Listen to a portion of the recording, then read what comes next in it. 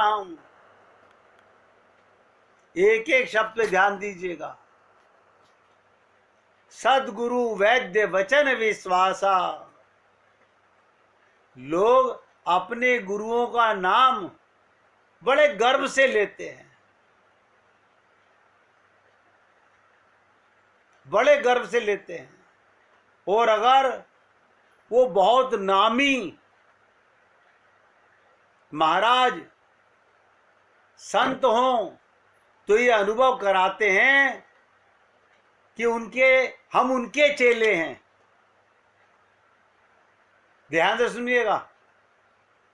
अगर हमारे गुरु कोई बहुत बड़े जगत गुरु आचार्य स्वामी हो तो हम कहते हैं हम उनके चेले हैं। तो हम कम थोड़े ही हैं। यानी हमारा प्रधानमंत्री रिश्तेदार है तो हम प्रधानमंत्री के बराबर अपने को समझने लगते हैं। अब ध्यान से सुनिएगा। रामायण में रावण के गुरु तो शंकर भगवान हैं। रामचरितमानस से ही ला रहा हूं आपके सामने प्रसंग। रामायण में रावण के गुरु तो शंकर भगवान हैं, लेकिन रावण का कल्याण नहीं हुआ। तीनों लोकों के गुरु शंकर भगवान, लेकिन रावण का कल्याण नहीं हुआ।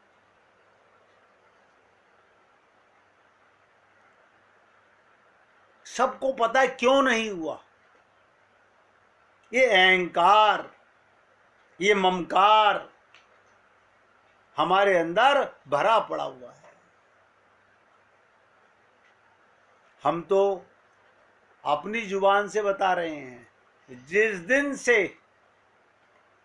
मुझे अपने अंदर रावण, दुर्योधन, कुंभकर्ण जैसे राक्षस नजर आए, तब समझिएगा हम जरा से जागे होंगे। लोग रामलीला में तालियां बजा रहे हैं। क्या हुआ? रावण का पुतला जला दिया। कितने रावण के पुतले देख चुके हम। जितने वर्ष हमारी जीवन के उम्र हो गई उतने रावण के पुतले तो सुन ही चुके होंगे। अपना ये शरीर क्या है? पुतला ही तो है। इसमें अपनापन, ये अहंकार, ये कब मरेगा? हम क्या अपने बच्चों को शिक्षा देंगे जब खुद ही हमारी ये हालत है।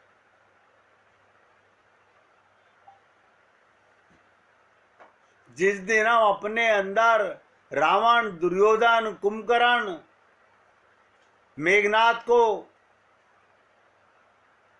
जानेंगे, उस दिन के सारे भ्रम टूटते ही जाएंगे।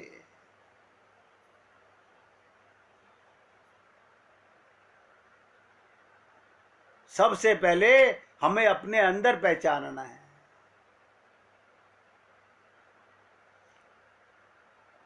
भगवान श्री कृष्ण ने जामवंत से जब युद्ध किया, उसकी एक एक हड्डी तोड़ दी थी। उसको बड़ा घमंड था प्रभु राम पर कि मेरे को युद्ध करने का मौका नहीं मिला। क्यों? मेरे बराबर को योद्धा नहीं मिला मुझे। अहंकार था। भगवान राम ने कहा चिंता ना करो। कृष्ण अवतार में ऐसी हड्डियां तोड़ी कि जामवंत चरणों में गिर पड़ा। अभी हम लोगों की हड्डियां टूटी नहीं है। सत्संग सुनने से कुछ नहीं होने वाला। मैं तो कहता हूं एक नहीं हजारों गुरु अपना लीजिए।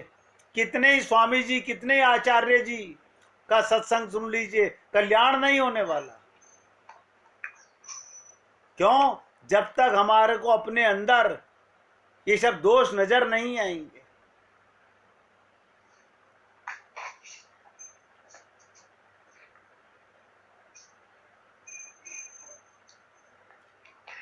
एक एक चौपाई में रामचरितमानस की एक एक चौपाई में ऐसे ऐसे राज हैं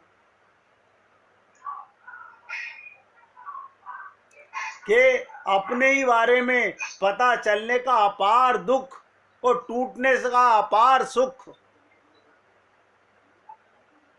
ये वो कैंसर का फोड़ा है जो हम सब के अंदर है।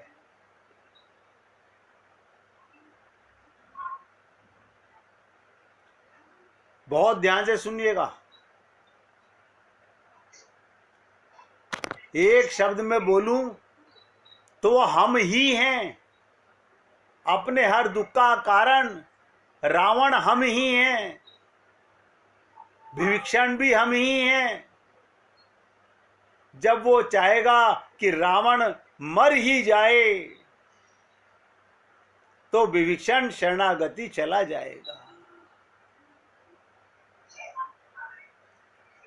बहुत से लोग मिलते हैं, हमारे गुरुजी, हम इस संप्रदाय के। अरे बाबा माना, ये तो उनकी तारीफ है। उनके साथ संबंध जोड़ने से तुम ऊंचे नहीं हो गए। अपने अंतःकरण में झांक कर देखो। इतना बड़ा सत्संग सुनने के बाद भी अगर ममता मोह आसक्ति है तो धिक्कार है। आपकी सारी पूजा पाठ सब बेकार है, कुछ नहीं, 0 में 100 है। इसीलिए मैं आपसे निवेदन करता हूं कि सीताराम आचार्य जी ने एक ग्रंथ बना दिया, शरणागति मीमांसा। कमाल है। लेकिन उसको भी कौन समझ पाया? संत महात्मा तो अपने शब्दों में सब कुछ बताना चाहते हैं, लेकिन समझे कौन? आपने सुना होगा रामचरितमानस में, काम आदि मद दम्भ न जाके,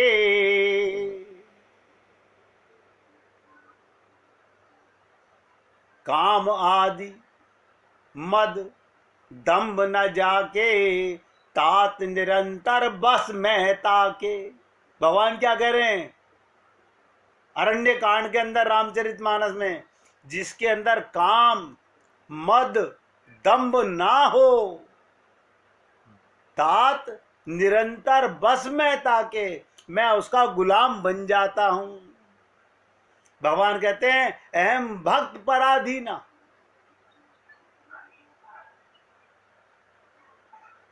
भगवान राम भक्ति की महिमा बताते हुए कहते हैं, भगवान राम स्वयं कह रहे हैं और भक्ति की महिमा बता रहे हैं कि काम मद और दंभ आदि जिसमें ना हो, मैं सदा उसके बस में हो जाता है।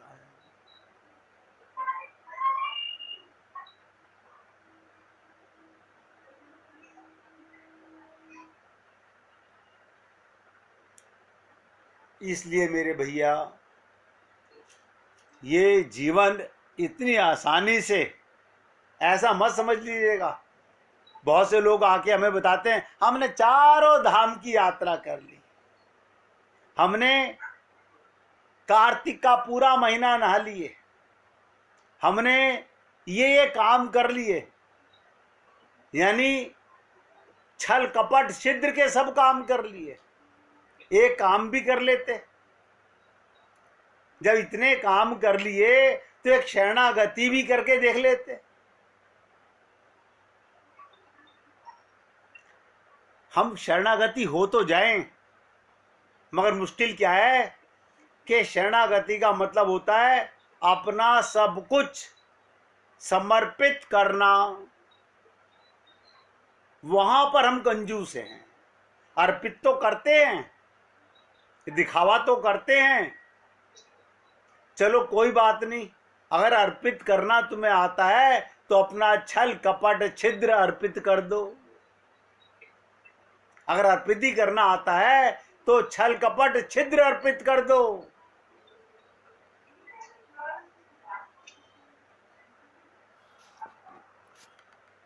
मैं तो भैया आप लोगों से निवेदन कर रहा हूं, अगर आप और हम लोग वाकई में, देखो पहले बोल रहा हूं, अगर हम वाकई में भगवत प्राप्ति करना चाहते हैं, अगर हम वाकई में भगवत प्राप्ति करना चाहते हैं, तो दुनिया की कोई ताकत नहीं जो आपकी भगवत प्राप्ति से आपको वंचित कर सके।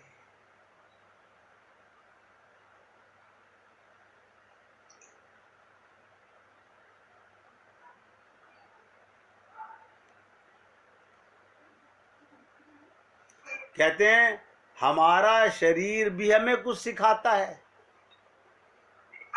दो आंखें और एक जीव, ध्यान से सुनिएगा, दो आंखें और एक जीव है।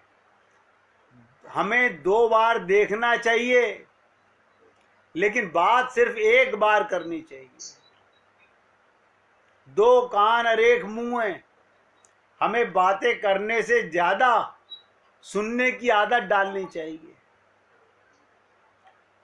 2 हाथ और एक पेट है, जितना हम खाते हैं उससे दुगना काम भी करना जरूरी है।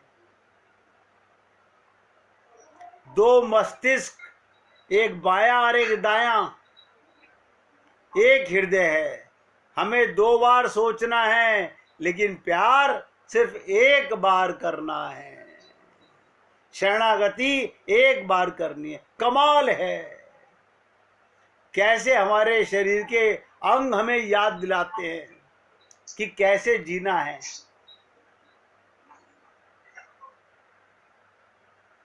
देखिएगा, जब व्यक्ति में अहंकार सर चढ़ के बोलता है तो उसकी दशा बता रहा हूं। आप लोगों का ध्यान महाभारत में ले चलता हूं, ध्यान से सुनिएगा। महाभारत में दुर्योधन ने उस अबला स्त्री को दिखाकर, अबला स्त्री को दिखाकर अपनी जंगा ठोकी थी दुर्योधन ने, और उसकी जंगा तोड़ी गई। भीम ने दुर्योधन की जंगा पर ही प्रहार किया था। दुशासन ने छाती ठोकी थी, उसकी छाती फाड़ी गई। महारथी कर्ण ने एक असहाय स्त्री के अपमान का समर्थन किया था, बस समर्थन किया था कि 5 पतियों की पत्नी वैश्य है। श्री कृष्ण ने असहाय दशा में ही उसका वध कराया था। हम लोग भूल जाते हैं ये महाभारत, ये गीता, ये रामायण कोई राम रावण की लीला दिखा रहे हैं, वो आपके अंदर बसे हुए रावण को दिखाना चाहते हैं।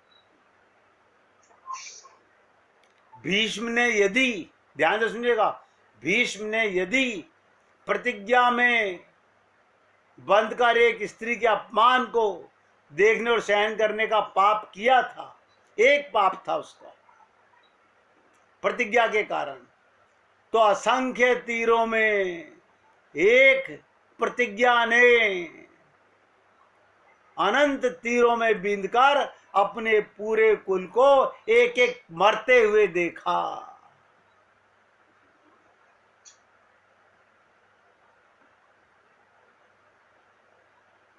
भारत में कोई भी बुजुर्ग अपनी औलाद को अपने सामने मरता हुआ देख के प्रसन्न नहीं होता, पर भीष्म अपने सामने 4 पीढ़ियों को मरते हुए देखता है।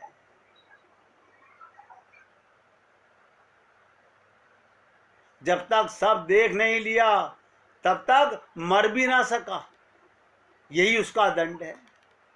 भगवान किसी के साथ अन्याय नहीं करते, किसी के साथ अन्याय नहीं करते।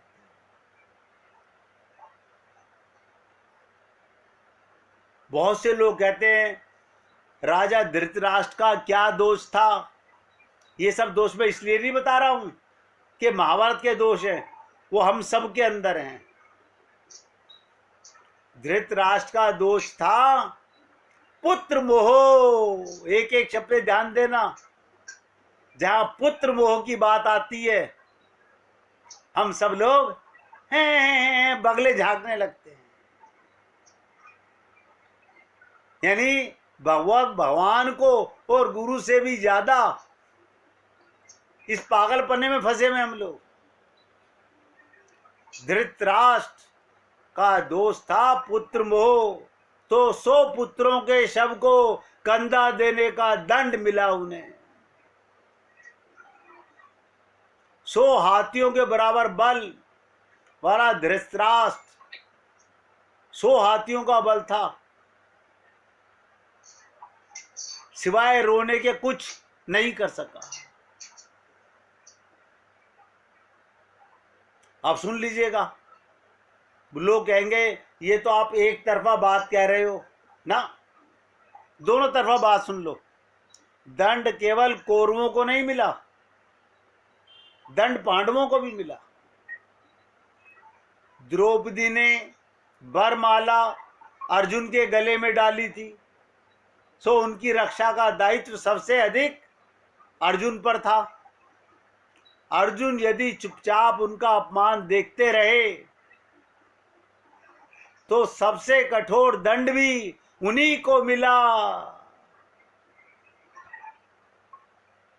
अर्जुन पितामह भीष्म को सबसे अधिक प्रेम करते थे, ध्यान से सुनिएगा। तो कृष्ण ने उन्हीं के हाथों पितामह को निर्मम मृत्यु तक पहुंचाया। आप और हम लोग कौन समझे और कौन बताए। सुन तो लेते हैं, अंतःकरण में नहीं जाती बातें। अर्जुन रोते रहे, हाथ कांपने लगे। क्या कह रहे हैं? भीष्म पितामह को, जिनकी गोदी में मैं पला हूं, उनको तीर मारूं। भगवान श्री कृष्ण बोले, अरे मूर्ख, मरे हुए को मारने में क्या जा रहा है? ये तो मेरी दृष्टि में मर ही चुके हैं, इनके पापों ने इन्हें मार दिया है। अर्जुन रोते रहे पर तीर चढ़ाते रहे। क्या लगता है अपने ही हाथों अपने अभिभावकों भाइयों की हत्या करने की गिलानी से अर्जुन कभी मुक्त होंगे क्या? वो जीवन भर तड़पते होंगे, यही उनका दंड था। युधिष्ठिर बड़े धर्मवीर कहलाते थे। युधिष्ठिर कभी झूठ नहीं बोले, धर्माचार्य थे। युधिष्ठिर ने अपनी स्त्री को दांव पर लगा दिया।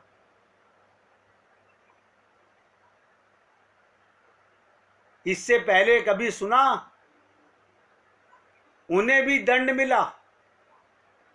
कठिन से कठिन परिस्थितियों में भी सत्य और धर्म का साथ नहीं छोड़ने वाले युधिष्ठिर युद्ध भूमि में भगवान ने झूठ बुला दिया।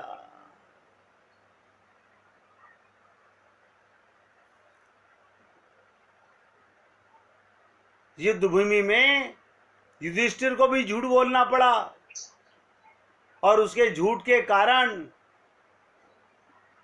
देखिएगा, उसके झूठ के कारण उनके गुरु की हत्या हुई।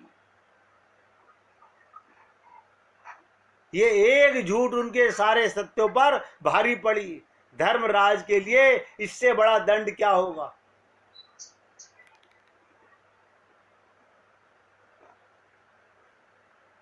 दुर्योधन को गदा युद्ध सिखाया था स्वयं बलराम जी ने, उनके गुरु थे। एक अधर्मी को गदा युद्ध की शिक्षा देने का दंड, अब ध्यान से सुनिएगा, बलराम को भी मिला है। आज तक तो कभी नहीं सुना हमने। भगवान किसी के साथ अन्याय नहीं करते। बलराम के सामने उनके प्रिय शिष्य दुर्योधन का वध हुआ और वो चाहकर भी कुछ नहीं कर सके।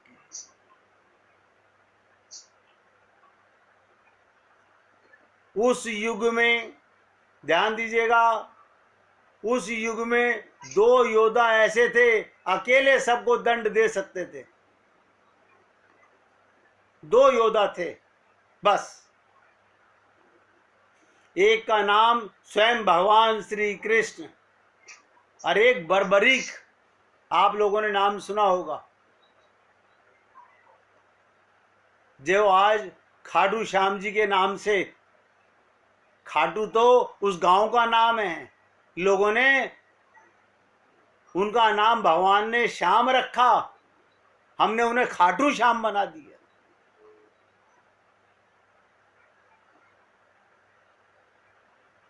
भगवान ने उन्हें अपना नाम श्याम दिया, जनता जनार्दन ने उनका नाम खाटू श्याम जी बना दिया।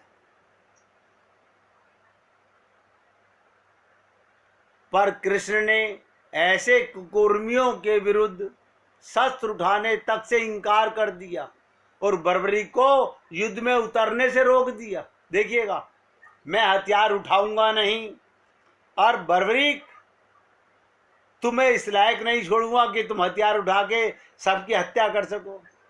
लोग पूछते हैं बर्बरीक का वध क्यों हुआ? बहुत ध्यान से सुनिएगा।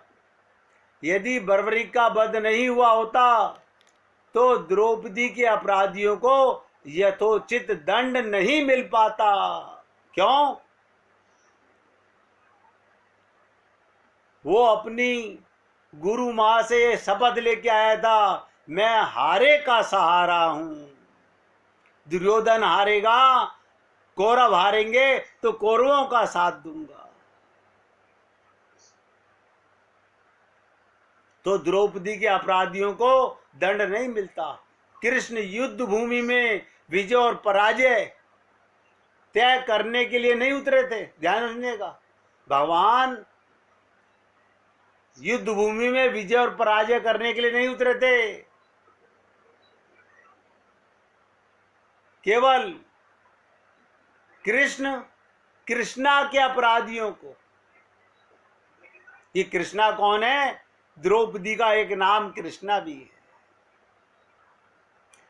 द्रौपदी में ऐसा क्या गुण था? शरणागति का गुण था। कुछ लोगों ने कर्ण का बड़ा महिमा मंडल बहुत गुणगान किया, कर्ण कर्ण कर्ण। पर सुनिए, कर्ण कितना भी बड़ा योद्धा क्यों न रहा हो, कितना भी बड़ा दानी क्यों न रहा हो, एक स्त्री के वस्त्र हरण में सहयोग का पाप इतना बड़ा बन गया, उसके समक्ष उसके सारे पुण्य छोटे पड़ गए। द्रौपदी के अपमान में किए गए सहयोग ने ये सिद्ध कर दिया वह महानीच व्यक्ति था और उसका वध ही धर्म है। हमारे गुरुदेव तो ये कहा करते थे, स्त्री कोई वस्तु नहीं है, वो तो साक्षात परमात्मा की शक्ति स्वरूपा है। इसलिए हम कहते हैं स्त्री किसी भी रूप में हो वो सदा पूजनीय है, उसे दांव पर लगाया जाए। कृष्ण के युग में 2 स्त्रियों को बाल से पकड़कर घसीटा गया। कृष्ण के युग की बात बता रहा हूं, 2 स्त्रियों को बाल पकड़े घसीटा गया। कौन कौन? देवकी के बाल पकड़ के कंस ने घसीटा, द्रौपदी के बाल पकड़कर दुशासन ने, श्री कृष्ण ने स्वयं दोनों के अपराधियों का समूल नाश किया। इसलिए किसी स्त्री के अपमान का दंड अपराधी के समूल नाश से ही पूरा होता है। भले ही वो अपराधी विश्व का सबसे शक्तिशाली व्यक्ति ही क्यों ना हो। इसीलिए गीता में कहा गया, यदा यदा ही धर्मस्य ग्लानिर्भवति भारते। तो ये मैं आपसे इसलिए निवेदन कर रहा हूं मेरे भैया कि बार बार सोचिएगा, चिंतन कीजिएगा। क्यों? अब मुझे मौका मिला है दवा के बारे में बताने का। हम अपने आप को धोखा ना दें, धोखा ना दें। पहले कीर्तन करेंगे, उसके बाद आगे चर्चा करेंगे। श्री